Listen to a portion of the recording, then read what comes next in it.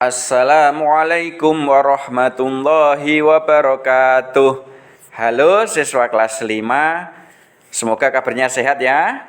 Untuk kali ini, mari sebelum kita mulai pelajaran, kita berdoa dulu. A'udzu billahi minasyaitonir rajim. Bismillahirrahmanirrahim. Raditu billahi rabba wa bil islami dina wa bi muhammadin nabiyya wa rasulah. Rabbi zidni ilma warzuqni fahma waj'alni min ibadika sholihin walhamdulillahi rabbil alamin. Oke, untuk kali ini kita sampai pada pelajaran 10 yang akan membahas tentang kisah teladan Luqman. Kalian tahu siapakah Luqman itu? Kira-kira siapa? Luqman itu adalah berasal dari kota Sudan. Kemudian beliau itu sebenarnya bukan nabi, tapi beliau itu menjadi orang pilihan Allah.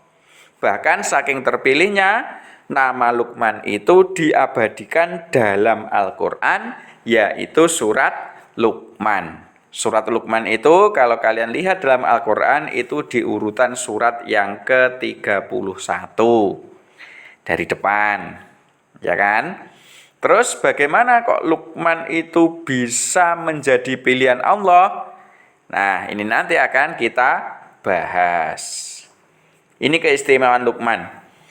Keistimewaan Luqman itu disebutkan dalam Al-Quran.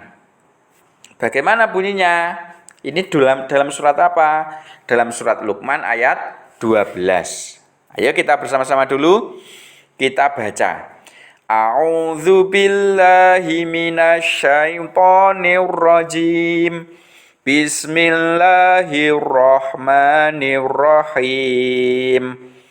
Walaqad ataina Luqmanal hikmata anishkur lillah wa man yashkur fa innama yashkuru li nafsihi wa man kafara fa innallaha ghaniyyun hamid.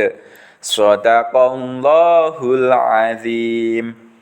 Dari surat Luqman ayat 12 ini artinya adalah, dan sesungguhnya telah kami berikan hikmah kepada Luqman, yaitu bersyukurlah kepada Allah. Dan barang siapa yang bersyukur kepada Allah, maka sesungguhnya ia bersyukur untuk dirinya sendiri.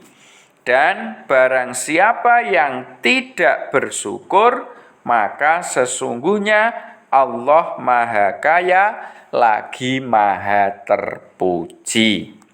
Nah, melihat dari surat Luqman ayat 12 itu, keistimewaan dari seorang Luqman adalah yang pertama, Luqman itu selalu bersyukur atas nikmat yang diperolehnya. Nikmatnya apa? Ya banyak sekali ya. Misalnya nikmat hidup, bisa hidup setiap hari, nikmat bisa makan setiap hari, nikmat bisa bernafas setiap hari, dan sebagainya. Masih banyak lagi. Nah, Luqman itu selalu bersyukur atas nikmat yang diperolehnya. Kemudian keistimewaan yang kedua, Luqman itu selalu taat beribadah kepada Allah. Jadi wujud dari syukur itu tadi digunakan oleh Luqman untuk taat beribadah kepada Allah. Jadi bersyukur itu tidak hanya mengucapkan Alhamdulillah, tidak hanya itu saja, tetapi digunakan untuk beribadah, digunakan untuk melakukan perbuatan baik. Itu keistimewaan Luqman yang kedua. Kemudian keistimewaan Luqman yang ketiga, Luqman itu mempunyai pengetahuan yang luas. Maka dari itu, dari keistimewaan tiga keistimewaan ini, Luqman menjadi pilihan Allah. Itu ya, itu adalah keistimewaan Luqman. Kemudian ada nasihat Luqman yang ini tercantum dalam Al-Quran juga, dalam surat Luqman, itu lanjutannya, itu ada beberapa nasihat yang nasihatnya itu sebenarnya untuk anaknya. Tapi itu bisa kita ambil nasihat dari Luqman tersebut. Apa saja nasihatnya? Nasihatnya yang pertama adalah janganlah kita menjadi orang musyrik. Kalian tahu musyrik itu apa? Musyrik itu adalah menyekutukan Allah. Jadi orang yang menyekutukan Allah itu namanya orang musyrik. Kalau perbuatannya, jadi perbuatan menyekutukan Allah namanya syirik. Jadi perbedaannya kalau musyrik itu adalah orang yang menyekutukan Allah, jadi orangnya. Kalau syirik itu adalah perbuatan menyekutukan Allah, itu namanya syirik. Makanya kita tidak boleh menjadi orang musyrik. Karena orang yang musyrik itu akan masuk neraka selama-lamanya. Kalian apa mau masuk neraka? Tentu tidak ya. Maka dari itu janganlah musyrik, janganlah menyekutukan Allah. Contohnya apa contoh musyrik itu? Misalnya menyembah matahari. Jadi matahari disembah. Itu musyrik. Karena apa? Yang harus disembah itu hanyalah Allah. Kalau ada orang yang menyembah matahari berarti menyamakan matahari dengan Allah. Itu namanya musyrik. Paham ya? Kemudian menyembah patung atau berhala. Ya. Jadi pada masa dulu itu banyak sekali ya orang-orang yang menyembah berhala, itu juga termasuk musyrik.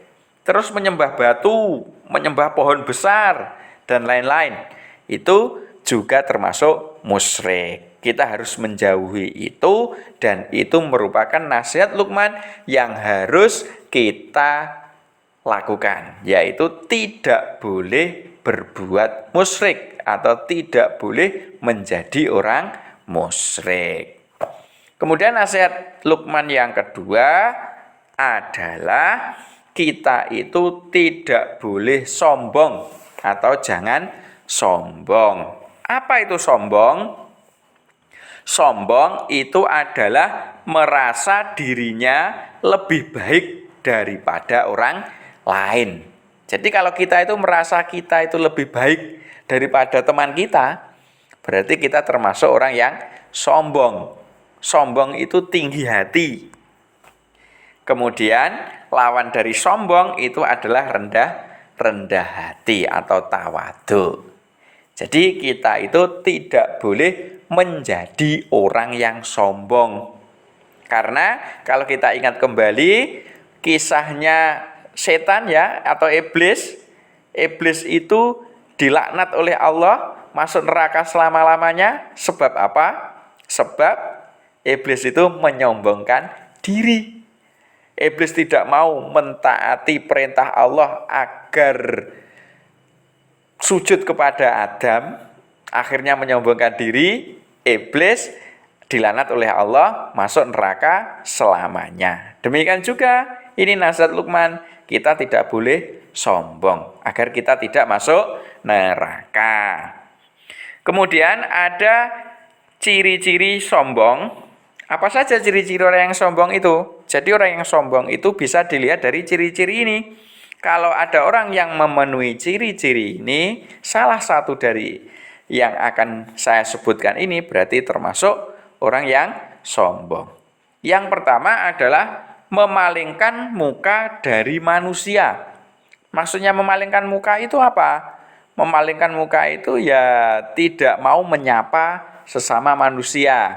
Ketika kita lewat, ada teman, kita tidak mau menyapa teman kita. Ya, itu namanya termasuk ciri-ciri orang yang sombong. Kemudian ciri-ciri orang sombong yang kedua adalah berjalan di muka bumi dengan angkuh.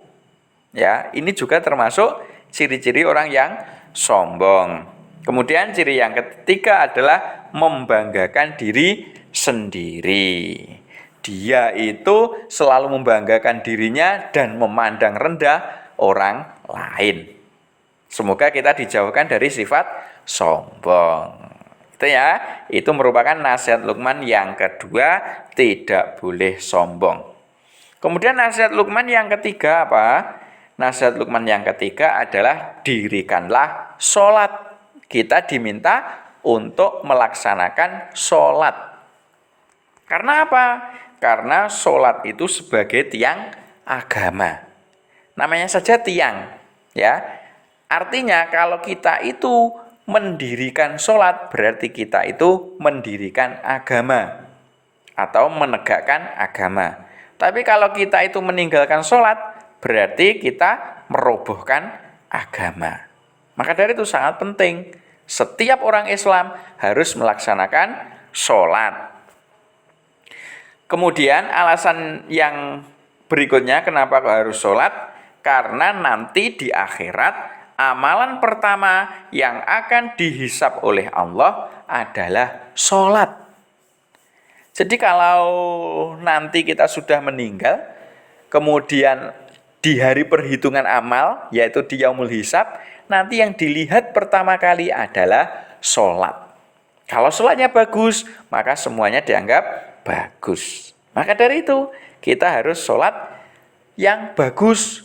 Sholat yang bagus itu bagaimana? Sholatnya tertib, selalu di awal waktu, itu namanya sholat yang bagus. Itu adalah nasihat Luqman yang ketiga. Kemudian nasihat Luqman yang keempat adalah berbuatlah baik. Kita diminta untuk berbuat baik. Apa saja contoh berbuat baik itu? Yang pertama, kita harus hormat dan patuh kepada orang tua. Orang tua itu ya ayah dan ibu kita itu. Kita harus menghormatinya. Ya, kita tidak boleh membentaknya. Tidak boleh berbicara suaranya lebih tinggi dari orang tua. Itu termasuk menghormati. Kalau patuh bagaimana? Patuh itu ya ketika diperintah ya kita menuruti selama perintahnya itu tidak bertentangan dengan agama Islam. Contohnya kita diperintah untuk menyapu, ya kita turuti untuk menyapu dan lain sebagainya.